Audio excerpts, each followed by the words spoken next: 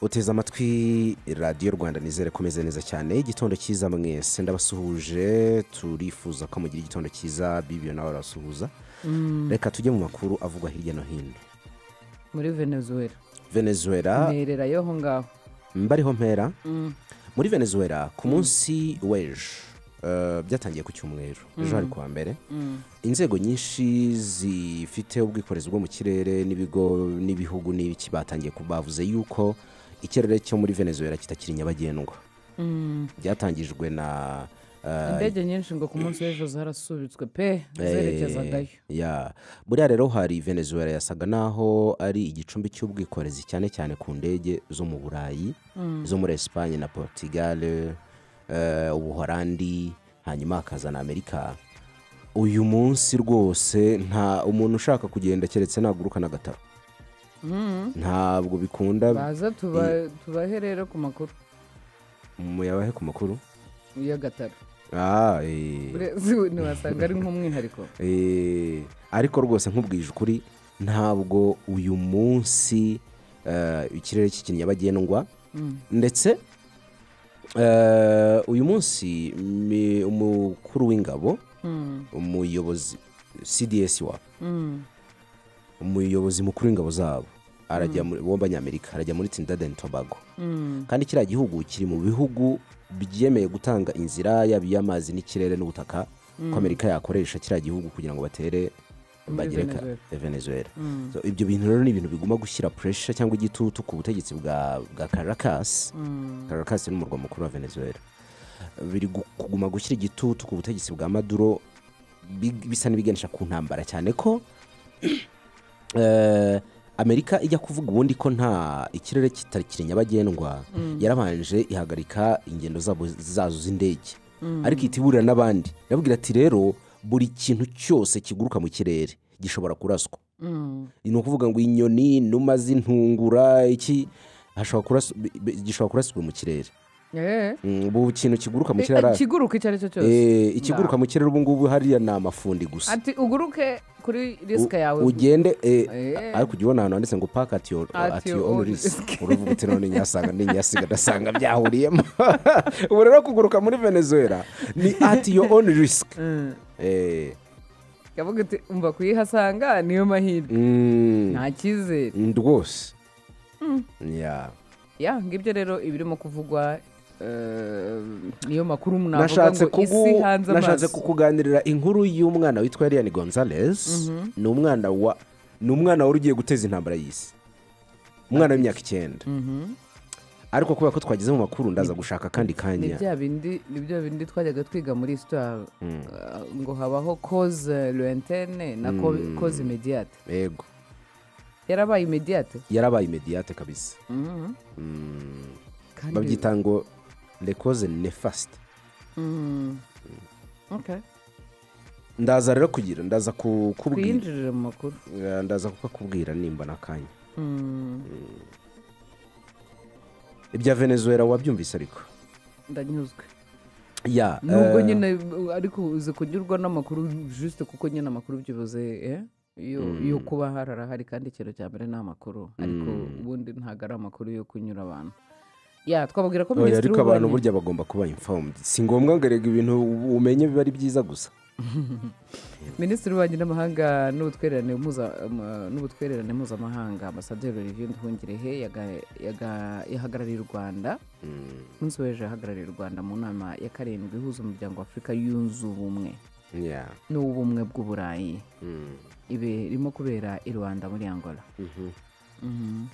Ni inama nabonye abanyafurika benshi bitabiriye, irimo n'aba heads of state benshi bareba ku mubano wa Afurika ndetse n'umuryango w'Uburayi. Uretse ko Afurika yunze ubumwe n'ubumwe bw'Uburayi. Kandi ikintu nkunze ni uko nyine irimo no kubera muri Angola, irimo kubera muri Afurika. Ariko sinzi impamvu ziriya nama mbona wagira ngo ziri more diplomatic kurusha kuba nk'ibintu byinshi baganira bumva ari ibintu byakabaye bihita bigira impinduka ako kanya.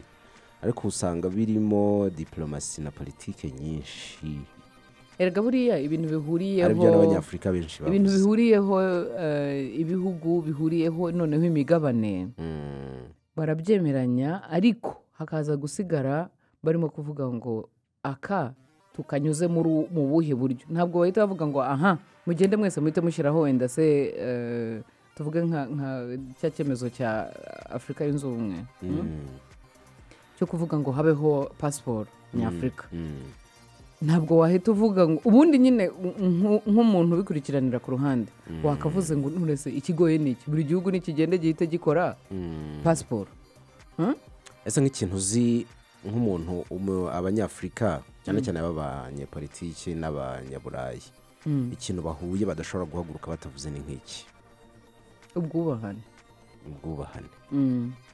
ubwubahane cyane ariko nabwo wajya no kureba ugasanga nabyo byabaye byabiganira buri tangible ugasanga nabwo buhora buri amasigara cyicaro kuko birangira buri gihe abanyaburayi bakomeje bumva bafite ijambo kuri Afurika noneho no ku bihugu nk'amayindividi kandi iyo bahuye bavuga ngo nyine tujye twubahana dukore politike ububanyi n'amahanga ariko bushingiye ku bwubahane wenda bakavuga bati dore hari ingero izi n'izi mwebwe mushaka kudufataho ijambo abandi bati rwose pe ntabwo ibyo bintu bikwiriye wa mugani ntabwo tukiri mu bihe by'ubukoroni yego ugahita uvuga uti ibyo ari byo byose barasohoka gahunda yahindutse ajya kubona ukajya kubona nk'amatangazo igihugu kimwe gisohoye gifashe ijambo ku kindi ukabona nk'itangazo rya Afurika rya EU ubumwe bw'uburayi busohoye ku gihugu runaka ukavuga ariko se iri jambo ubundi barikura hehe rero ntabwo mu biganiro nka biriya ubwo bwubahane bujya bureka kuganirwaho epi hakabaho no gutezanya imbere mutwubahe nk'isoko turi isoko mukeneye abandi bati rwose ubundi tutabafite ntitwabaho bajya kureba mu nyandiko ugasanga niko byifashe ariko muri realite ukabibura twakunze hano kujya tuvuga abanyarwanda bakomeje gutaha bari bamaze igihe kinini imyaka bari mu mashyamba ya Kongo bagira batya bakabwira MONUSCO cyangwa se UNHCR bati rwose twe twabaye mu mashyamba igihe kirekire twamaze kumenya ko iwacu ari amahoro bati murataha ku bushake ati ni ku bushake bakiyandikisha ku munsi w'ejo rero haje abandi banyarwanda bageze kuri 200 bari bamaze yego abanyarwanda barenga 200 bari bamaze imyaka barahungiye muri Repubulika Iharanira Demokarasi ya Kongo ku munsi w'ejo baratahutse bavuga ko rero umutwe w'iterabwoba wa FDLR wari warabafashe bugwate ni bimwe twigeze no kuganira na bamwe mu bahoze mu mutwe w'iterabwoba wa FDLR bavuga bati abaturage hariya hari abantu baba barafashwe bugwate kubera inyungu za bamwe mu bayobozi ba FDLR ndetse n'abandi babiyita abanyapolitiki abangaba rero bo ku munsi w'ejo ibyo batangaje bavugaga ko iyo FDLR ngo yari yarabafashe bugwate ikababwira ko izabacyura mu Rwanda uyu mutwe w'iterabwoba ngo numara gukuraho ubuyobozi bati twebwe nibwo tuzabajyana mwe mugumye hano mwebwe gake gake mu mashyamba mwe muhasazira gake gake abana si ngombwa kwiga muziga nitugera mu Rwanda mwebwe wamaze kugera imyaka 10 n'ingahe akira inkoho turi imbunda ubundi debriyevu rero niho utinyira mbwira narengeze ku nkuru y'umutoza wa Elmerek mpita nibuka ibyabaye muri weekend ishize byagenze bite kugira ngo mu kibuga abantu barwane ni ukubera kwanga gutsindwa uravuga muri match Champions League hano mu Rwanda kubera kwanga gutsindwa tu ariko urumva bavugaga yuko hari umukinnyi oya ntabwo ari ukubiba bamaze gutsindana hari umukinnyi wagiye gukoba adversaire kumukoba umukinnyi birakaza abandi bakinnyi ngaho hari n'umufotogarafe nawe wari urimo afotora nawe bagurukanye. mbega uriya mufotogarafe bamuzizaga iki ko yafotoye ko ashobora kuba afite amafoto yo gukobana? Ntabwo nzi ikintu bamuzizaga, ntabwo Narabonye senari y'umufotogarafe bamuvudukana. nabonye yirukanka gusa ajya muri VIP niho bamutabaye. Hanyuma hari ibundi rero hari ibindi byari byabaye mbere, biriya byabaye mbere byo ni ugukobana. fotogarafe yarirutse bamwiruka inyuma ariko bose ariko bakirukankana umusaza impungenge. yanyanyagiraga, uzi ko yanyanyagiraga afotora. umbaze birukankanaga impungenge, ari we yirukankanaga impungenge, ari umwirukankanye kubera haranyereraga. umufotogarafe ngo yafotoye ugukobwa. urumva yagombaga kubizira. wowe ufite amafoto ariko none utinyira umufotogarafe wisize insenda bamwirukankanaga akongera agahindukira kamera bati ndabafasha kongera akanyanyagira. urumva kuko yari azi ko aricyo bamazize. avuga ati ahubwo mwakobwe gusa reka noneho nanafoto muri kunyirukankana. ageze muri VIP ubundi hari ukuntu bavugaga ngo oya yaduhungiyeho ntabwo mwemerewe kugira ikintu mumukoraho. urebye nicyo cyamubayeho amaze kugera muri VIP. ariko reka nkubwize ukuri, biriya bintu byagaragaje ko gufotora ntabwo bihagije, ugomba no kwiga kunyanyagira fo. urumva ni ukuvuga ngo abo ba Olivier birwa bifotoresha za hari na hariya. Olivier akunda gufotorera hehe? nabitubwire uretse ariko ndacyamufitiye gahunda. mbere y'uko ukubita umurabyo ugomba kubanza kumenya ko ugenda nk'umurabyo kwanza. ndacyamufitiye amakimbirane. aho se nawe kuzanya amakimbirane mu muryango bimeze uriya mufotogarafe yari amaze gukobana. Olivier n'ubundi aba arimo gufotora na hariya n'undi. ariko nyine ikintu cyansekeje bagambiriye kumugirira nabi wenda se kumena kamera ye cyangwa se wenda kumukubita ingumi, ariko bari inyuma he barimo barirukanka n'impungenge bati hato tutanyerera imvura barimo barirengera amagara. kandi la tekinike y'umufotogarafe burya ni tekinike ya nyuma. nibwo buryo bwo bwonyine bwo ubundi urabona nka bino bintu byo muri ringi uhagarara hamwe bakagukubita ngo urimo urakorera amanota. reka ubundi ahandi uranyanyagira.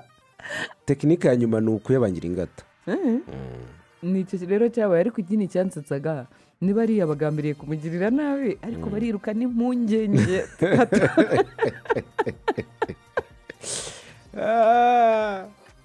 urabizi yuko Papa Yohani Paul wa kabiri yimitse umuntu uzamusimbura kuri uyu munsi. uzamusimbura? yes. yasize akotsi k'umweru kazamuwe. ariko yaramwimitse. ni ukuvuga ngo Jean Paul yasimbuwe. nyine ubusanzwe papa iyo bajya kumusimbura yimitse umukaridinari uzaba papa umusimbura. keretse ibyo ngibyo naringeze ngo naho papa we ntabwo yakwimika undi mupapa kubera ko buri gihe bimika papa undi atakiriho. nicyo naringiye kukubaza niba yarasize akotsi kabaye umweru. akotsi k'abatabazi. ariko usibye ko nyine urumva yari yasize kabaye umweru, niba urebye ni nk'aho kari kabaye umweru da kabaye umweru. ariko niwe wahise agira Papa Yohani Paul wa kabiri muri 1981. urumva yari amaze imyaka 3 ari umushumba wa Kiliziya Gatolika. noneho ahita akora umuhango wo gushyiraho abakaridinari bashya. mu bakaridinari bashya rero hari harimo na karidinari Ratzinger. Joseph Ratzinger waje kuzaba papa. uyu rero niwe waje kuba Papa Benoit wa 16 wanamusimbuye. imyaka 3 rwose amaze kuba papa. rero urumva nyine akotsi kari kabaye umweru, ariko ibyo byose papa nawe atabizi kuko yemitse mu karidinari nk'uko asanzwe yimika abakaridinari. nk'uko nanone Joseph Ratzinger buriya niwe wahaye ubukaridinari kandi akimara kujyaho uwahoze ari Archbishop wa Buenos Aires, uwo akaba ari Papa François nawe niwe wamushyizeho.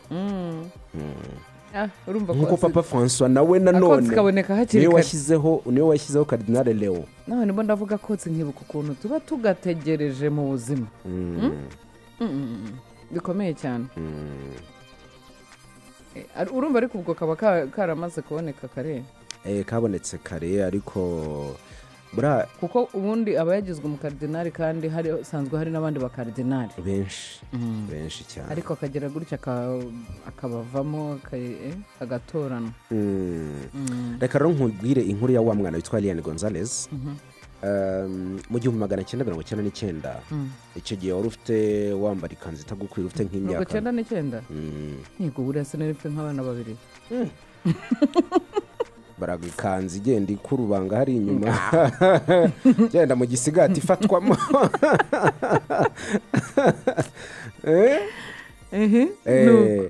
hari famiye imwe yavuye muri Cuba ajya muri Leta Zunze Ubumwe za Amerika. Noneho rero igiye muri Leta Zunze Ubumwe za Amerika igenda ifite umwana muto w'imyaka 9 witwa Eliane Gonzalez. Mu by'ukuri hari navuga ngo hari umwuka mubi cyane hagati ya Leta Zunze Ubumwe za Amerika ndetse na Cuba ku butegetsi bwa Castro. Ariko bakajya bamera nk'abantu bahimana mu macenga, sinzi ukuntu navuga, mu bintu by'amanyanga nyine. Uyu mwana rero yari yaravutse ubwo muri 1999 yari afite imyaka 7. No 7 ahubwo. Yavutse muri 1993. 99 yari afite imyaka 6. Yari afite 6. Noneho bajya gushaka ubuhungiro muri Leta Zunze Ubumwe za Amerika. Bavuye muri Cuba. Cuba yaberwa na Castro. Noneho bageze mu mazi rwagati. Abanyamerika bashaka gusubiza abaturage bose ba Cuba bavuye baje bahunga. Mu gusubiza y'abaturage bati murimo murinjira mu buryo butemewe. Ati muhagarare, babyita guhora imisha. Muhagarare hore, barabahagarika bose. Hasi guseka iki guhora imisha twikomereze. Noneho umwana ababyeyi basubirayo, ariko we ajyana na bene wabo bajya kuba Miami muri Amerika. Umwana rero ababyeyi bageze muri Cuba baravuga ati ntabwo bishoboka, umwana wacu agomba kugaruka. Umwana yagiye, ababyeyi basubiyeyo. Yes. Umwana wacu agomba kugaruka. Ababyeyi ntibabikora nk'abantu batuma kuri bene wabo. Bahita barega Leta Zunze Ubumwe za Amerika. Bayirega kwa Fidel Castro. Ikibazo ababyeyi bakimara kugitanga kwa Fidel Castro, Fidel aravuga ati mwigaramire, mugende muri mubindekere. Mu ibindi, iki ni ikibazo cyanjye bwite n'ubuyobozi bwa Washington. Yakigize icye ku buryo ubundi babyita incident diplomatique. No kuvuga ibibazo by'ibihugu bibiri. Reka nkubwize ukuri, Amerika kugira ngo yohereze uriya mwana we kwemera ko byanyuze mu nteko ishinga amategeko, irabitorera Perezida Bush. Aravuga ati bacanye byakomeye. Urumva ubundi ako kana kari biri mu bintu byarushijeho kuzambya umubano wa Cuba na Leta Zunze Ubumwe za Amerika, biba no mu bintu byahagamye Amerika kandi bivuye muri Cuba. Eliane Gonzalez yabaye ihwa ry'umushubi mu kirenge cy'abanyamerika bikomeye cyane. Nuko cyakoze kera kabaye umwana bamusubiza iwabo. None yageze iwabo ahita akiza ababyeyi. Buretse gato. None iyo nteko yari izaho umwana aherereye. Bapfa kuba yarahari. Bagombaga. Ngaho. Apfa kuba bari babizi. Bushati ako kana kari mu yihenzu. Ati ariko Amerika ukingana gutya urwo ruswende rurihe mu mashakisha baramushatse induru ziravuga. Semuzi. Bagezeho batangira gukangatana ko bazarasana. Yes. Kubera uwo mwana w'imyaka 6. Ngaho. Ukirimo kwivugira kuri ibyo bintu rero, nabonye inkuru itangaje. Ubu i Burayi ntiborohewe. Impungenge n'akayabo. Ntibamerewe neza, ibiganiro ni byinshi. Nari mvuze ko Perezida ari Bush ariko ni Clinton, sorry. Nta kibazo. Ubwo aho nari nahavuye kera. Urumva inganda zikora intwari Burayi wapi zirahangayitse, isoko rigiye kubura. Muti byagenze bite rero? Bahangayikishijwe cyane n'ibiganiro by'amahoro. Ushobora kuzana amahoro muri Ukraine, hanyuma inganda z'intwari abajama bakiriya baravahe. ariko hagati aho urabona ko oya baraye ntabyo barasheje uretse gato nta byaha hagati aho banza usobanurire izi nganda zirabaho ziti ibi biganiro by'amahoro bitangiye mwabantu mwe kandi tubivuga mugiye kuduhombya kandi tubivuga amafaranga umuntu aba yashoye ni umuntu aba yashoye noneho ugasanga hari ahandi ku ruhande barimo barajya inama bati abaturage bavuye mu byabo Ukraine irasenywe karabaye ubutabazi inkunga impunzi iki byose ukuri tukore ibiganiro turebe ko twagarura amahoro abandi bati kumba abandi ku ruhande bati muze dukora inama cyakomeye bagiye mu biganiro inama iraramuka ibaye y'amahoro turashya ariko rero genda bumva buriya mu bintu bituma isi itera imbere kurushaho nubwo wabitekereza mu bundi buryo ariko intambara mu bintu bituma abantu bagira iterambere nanone ngaho cyane cyane abacaho bagacaho ariko abandi bagakunga bibabaje cyane abacaho ariko buriya reka dufate nk'intambara kabiri y'isi okay first intambara ebyiri z'isi iyo zitabaho abantu benshi babisobanukiye b'abahanga bavuga ko Amerika itameze uko imeze uko niba ari igihangange kuri Afrika nayo ntiyari kuba imeze uko kubera yuko barazaga bagatwara abaturage bayo n'ibiki byose erega buriya ni naho banatwariye bacakara baragenda bubaka ibihugu byabo sogokuruza ubyara sogokuru wawe uzahari reka ndakurahiye we ntabwo yagiye ubwo we baraje aranyonyomba aho hari nyine muri ya reincarnation tujya tuvugaho wowe sinamenye ushobora gusanga ari nkawe uyu munsi kwa mugani why not nanjye ugasanga nari nka kandi wasanga mu bundi buzima ntari umukobwa n'ubundi mbona wari ni gafe mbere mbona warakoraga nk'imikino njyarugamba kabisa birashoboka ko ushobora gusanga nari nka sekuruza w'umuntu ariko mu by'ukuri intambara dufate nk'intambara kabiri y'isi niyo yavumburiwemo ubushobozi bw'imbaraga za nucleaire uyu munsi uzi nucleaire ibintu ikora nucleaire amashanyarazi menshi yo mu Burayi menshi cyane urwo rwa 60% ava muri nucleaire ibi bintu wumva ngo by'impombo zishyushya biki iyo bitavuye muri gaze ibindi biva muri nucleaire ibintu bishyushya amazu n'ibiki byose imiti biriya bintu abantu bacamo bya MRI n'ibiki MRI cyangwa biriya byuma abantu bacamo nyine biriya byose ni ibintu byavuye gukoreshwa rya nucleaire n'ibindi byinshi cyane ariya mafoto bafotora kugira ngo bamenye ngo byifashe bite vipi zawe mu mubiri mindani hariya no kuyasesengura abo ni abantu baba barize ku mbaraga za nucleaire hari ikintu kiba kibabaje cyane kikabyara ikindi cyiza ariko burya intambara ebyiri z'isi guhera ku ya mbere niyo yabyaye imibereho ya leta ya Kiyahudi nubwo banyuze mu kababaro katoroshye ntabwo wavuga buriya kubera ko abantu baba banyuze mu bihe bikomeye cyane mu ntambara birangira bamenya ubundi bwenge bwinshi intambara ntabwo ivumbura imbunda gusa n'ibikoresho bya gisirikare gusa nubwo nabyo bivumburwa ariko intambara mu bihe by'intambara usanga kubera ko abantu baba babaye cyane biga n'ubundi bwenge bw'imibereho ngibyo rero nyine niyo si buriya n'ibihugu by'i Burayi nabyo hari abantu nyine bagiye batwarwa mu buryo bwa gicakara ariko nyine byaratangiye bagiye ku rugamba waranabibonye hari inkundura yaherutse kuba bavuga ngo hari nk'abantu bagenda bagiye kwiga bya bintu byo bajya bavuga ngo byo gucuruza abantu ukagenda umuntu yakubwiye ati ngo yina ndaguha akazi wowe nakuboneye akazi mu ihoteli uje kuyimanajenga ahubwo ariko n'icyumba uzajya ubamo kiri muri iyo hoteli kuyimanajenga ugahita uvuga ati ariko ubundi uyu muntu azibone ko uvuga ati ngize nkiri umwana sha